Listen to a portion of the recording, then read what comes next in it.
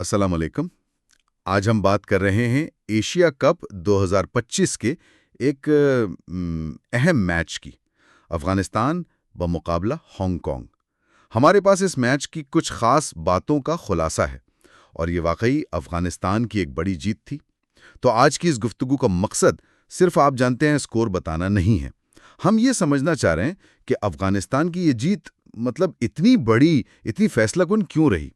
وہ کیا چیزیں تھیں جنہوں نے میچ کا رخ موڑا؟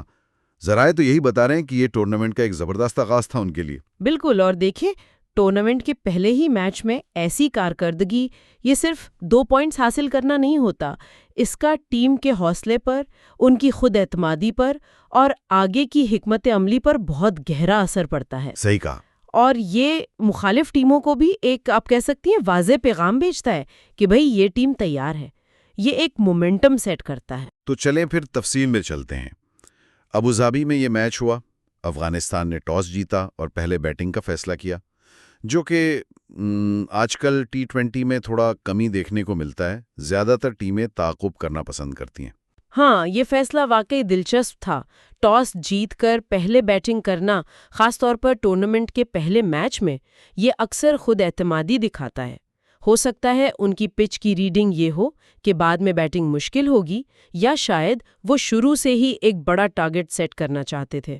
ہانگ کانگ پر دباؤ ڈالنے کے لیے؟ بالکل، ان کی باڈی لینگویج بھی یہی بتا رہی تھی کہ وہ اپنے پلان پر قائم ہیں اور کنٹرول میں رہنا چاہتے ہیں۔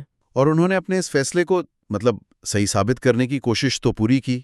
افغانستان کی بیٹنگ کی اگر بات کریں تو اننگز کی بنیاد رکھی ان کے نوجوان اوپنر صدیق اللہ اٹل نے۔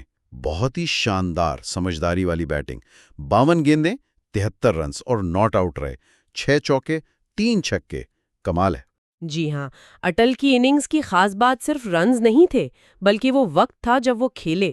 دیکھیے، شروع میں ابراہیم زدران جلدی آؤٹ ہو گئے، پھر احمد شاہ بھی زیادہ دیر نہیں ٹھہرے۔ ہاں، وکٹیں گر رہی تھیں دوسری طرف سے۔ ایسے میں اٹل کا ایک اینڈ سنبھالے رکھنا، سکور بورڈ چلاتے رہنا، یہ بہت اہم تھا۔ انہوں نے نہ صرف پریشر لیا بلکہ سٹرائک روٹیشن بھی اچھی کی، خاص طور پر سپنرز کے خلاف۔ ایک میچور اننگز تھی یہ۔ بالکل، ایک اینکر کا کردار ادا کیا۔ لیکن پھر آئے عظمت اللہ عمرزئی اور انہوں نے تو آتے ہی جیسے میچ کا گیئر ہی بدل دیا۔ کیا زبردست بیٹنگ تھی۔ اوہو، وہ تو ایک طوفان تھا۔ افغانستان کی طرف سے T20 انٹرنیشنل میں تیز ترین 50 کا نیا ریکارڈ، صرف 21 گیندیں۔ جی ہاں، 21 گیندوں پر نصف سینچری، یہ واقعی غیر معمولی تھا۔ اور یہاں جو بات سب سے دلچسپ ہے نا، وہ ان دو بالکل مختلف انداز کی اننگز کا ایک ساتھ آنا ہے۔ صحیح۔ ایک طرف اٹل کے، جو ٹھہر کر کھیل رہے تھے، اینکر رول میں اننگز کو جوڑ رہے تھے، اور دوسری طرف عمرزئی، ان کی تو بالکل بے لگام جارحیت تھی، آتے ہی ہانگ کانگ کے بولرز پر حملہ کر دیا۔ پاور ہٹنگ اپنے عروج پر تھی۔ بالکل، تقریباً 250 کا سٹرائک ریٹ۔ یہ جو امتزاج تھا نا، ٹھہراؤ اور جارحیت کا، اسی نے افغانستان کو ایک، آپ کہہ سکتی ہیں، اچھے سکور سے ایک بہت بڑے سکور تک پہنچایا۔ ایسا لگ رہا تھا ہانگ کانگ کے بولرز کے پاس عمرزئی کا کوئی جواب ہی نہیں تھا، وہ تھوڑا گھبرا سے گئے تھے۔ بالکل صحیح کہا آپ نے، لگ رہا تھا دو الگ الگ میچ چل رہے ہیں ایک ہی وقت میں۔ اٹل بنیاد رکھ رہے تھے، عمرزئی عمارت کھڑی کر رہے تھے۔ بالکل، تو ان دونوں کی شاندار بیٹنگ اور پھر آخر میں محمد نبی کے بھی کچھ تیز رنز، ان سب کی وجہ سے افغانستان نے 20 اوورز میں 6 وکٹوں پر 188 رنز بنا دیے۔ 188، یہ ایک بہت بڑا مجموعہ ہے۔ جی، کسی بھی ٹیم کے لیے، خاص طور پر ہانگ کانگ جیسی ٹیم کے لیے تو یہ ایک پہاڑ جیسا ہدف تھا۔ بالکل، 188 رنز T20 میں ہمیشہ ایک بہت مضبوط سکور ہوتا ہے۔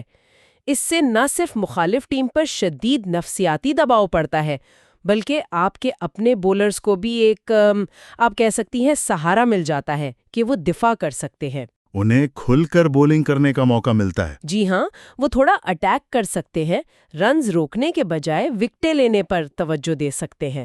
اور افغانستان کے پاس تو ویسے بھی ایسا بولنگ اٹیک ہے جو اس طرح کے سکور کا دفاع کرنا جانتا ہے۔ اچھا، اب آتے ہیں ہانگ کانگ کے جواب کی طرف۔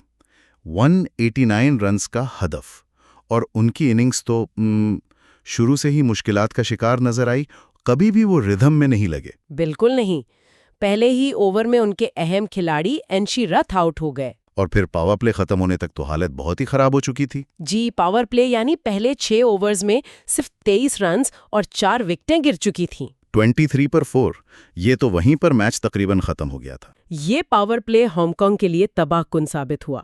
افغانستان کے بولرز خاص طور پر فضل حق فاروقی نے شروع میں نئی گیند سے ایسی بولنگ کی کہ ہانگ کانگ کے بلے بازوں کو ہاتھ کھولنے کا موقع ہی نہیں ملا۔ رین اور لینتھ بہت اچھی تھی۔ بالکل، اور گیند کو حرکت بھی دے رہے تھے۔ 23 پر 4 کے بعد وہاں سے میچ میں واپسی خاص کر افغانستان کے کوالٹی سپن اٹیک کے سامنے تقریباً ناممکن سی بات تھی۔ اور جیسا آپ نے کہا، اس ابتدائی نقصان کے بعد افغان بولرز نے انہیں سنبھلنے کا کوئی موقع ہی نہیں دیا۔ مسلسل دباؤ بنائے رکھا، رنز بنانا مشکل کر دیا اور وقفے وقفے سے وکٹیں لیتے رہے۔ جی، کوئی ایسی شراکت بن ہی نہیں سکی جو انہیں میچ میں واپس لا سکتی۔ بابر حیات نے تھوڑی کوشش ضرور کی، ہاں، کچھ مزاحمت دکھائی، لیکن وہ اکیلے کیا کرتے، وہ بھی کافی نہیں تھا۔ یہاں یہ دیکھنا بھی اہم ہے کہ آخر ہانگ کانگ کی بیٹنگ اس طرح بکھری کیوں؟ ہاں، کیا یہ صرف افغان بولنگ کا کمال تھا؟ ان کی مہارت، ان کی ورائٹی، پیس اور سپن کا جو مکسچر تھا، ان کا ڈسپلن، یا پھر یہ 189 جیسے بڑے ہدف کا دباؤ تھا جس کی وجہ سے وہ غلط شاٹس کھیل گئے؟ آپ کیا سمجھتی ہیں؟ میرے خیال میں یہ دونوں چیزیں تھیں۔ افغانستان کے بولرز نے یقیناً بہت عمدہ بولنگ کی۔ راشد خان اور مجیب الرحمان نے مڈل اوورز میں رنز بھی روکے اور وکٹیں بھی لیں۔ بالکل۔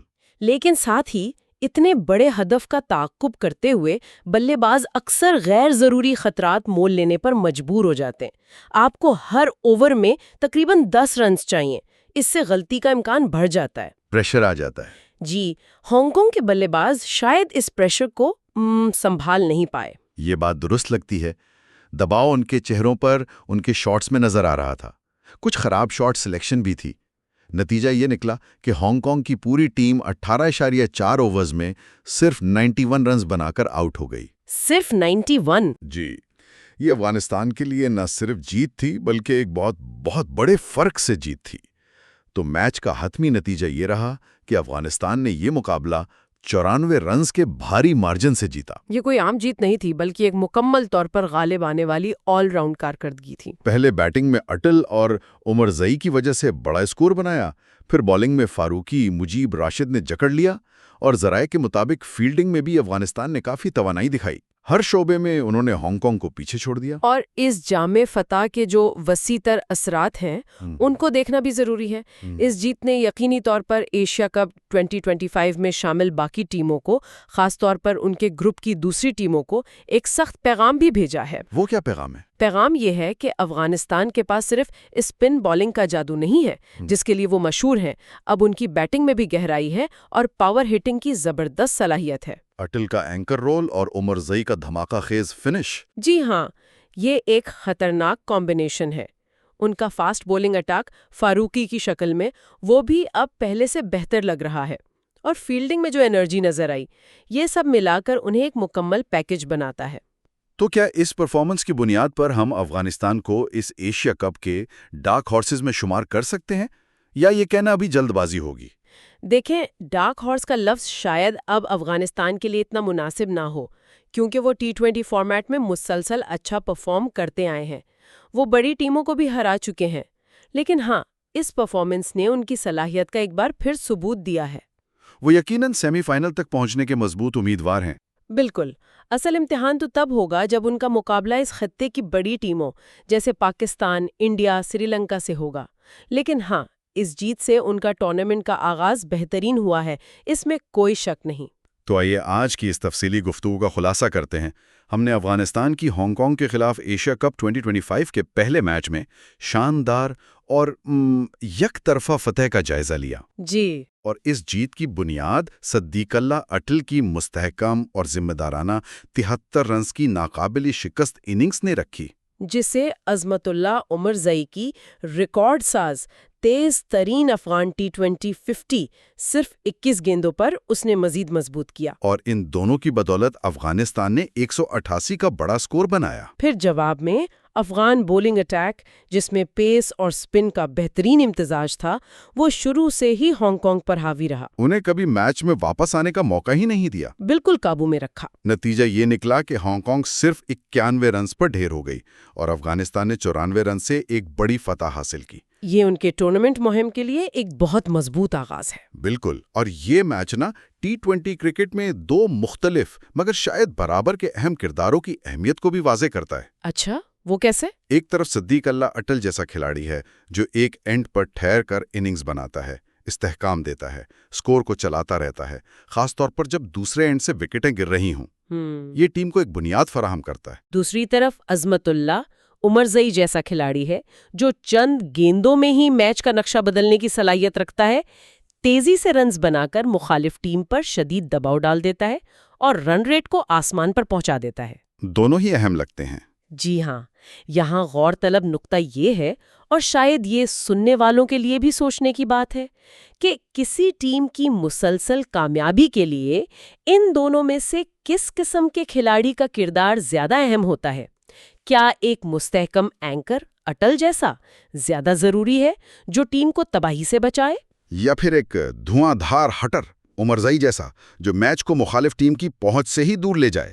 یا پھر توازن؟ یا پھر جیسا کہ اس میچ میں نظر آیا، ان دونوں کا صحیح وقت پر صحیح مقدار میں ملنا، یہی کامیابی کی اصل کنجی ہے۔ یہ وہ سوال ہے جس پر ٹیم مینجمنٹ، کپتان اور تجزیہ نگار ہمیشہ غور کرتے رہتے ہیں کہ یہ توازن کتنا ضروری ہے۔ یہ واقعی ایک بہت دلچسپ اور اہم نکتہ ہے جو T20 حکمت عملی کے مرکز میں ہے۔ اسی سوچ انگیز خیال کے ساتھ ہم آج کی اس تفصیلی گفتگو کو یہیں ختم کرتے ہیں۔